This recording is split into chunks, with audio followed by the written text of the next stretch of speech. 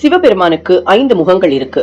கிழக்கில் உள்ள முகம் தத்புருஷம், தெற்கில் உள்ளது அகோரம், மேற்கில் உள்ளது சத்யோஜாதம், வடக்கில் உள்ளது வாமதேவம், மேலே இருக்கிற ஒரு முகத்திற்கு பெயர் ஈசானம். இந்த 5 முகங்கள்ல இருந்து கூவிளம், அதாவது வில்வம், நொச்சி, கிழுவை, மாவிலங்கம், விழா அப்படிங்கிற 5 இலைகள், இதை பஞ்ச வில்வம் அப்படின்னு வில்வ மகாத்மியத்தில் சொல்லப்பட்டிருக்கு. சிவபெருமானுக்கு விசேஷ அர்ச்சனை பஞ்சமுக அர்ச்சனை. ஒரே சமயத்துல 5 சிவாச்சாரியார்கள் 5 வகையான பஞ்ச வில்வங்களை கொண்டு பூஜிப்பார்கள். ஒரு முகத்துக்கு ஒரு இலை. இறுதியில் 5 வகையான பிரசாதங்களை நிவேதனமா வச்சு 5 சிவாச்சாரியார்களும் ஒரே சமயத்துல 5 அடுக்கு தீபத்துல தீப ஆராதனையும் செய்வாங்க. சிவலிங்க மூர்த்தியில முகம் இல்லாவிட்டாலும் சிவ பரம்பொருளின் 5 முகங்களை பாவனையால் நோக்கி இந்த அர்ச்சனை செய்யப்படுது.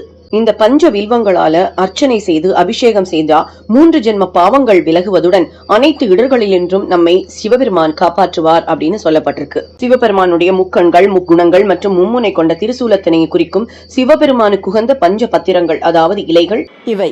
இந்த பதிவு உங்களுக்கு பிடிச்சிருந்ததுன்னா கண்டிப்பா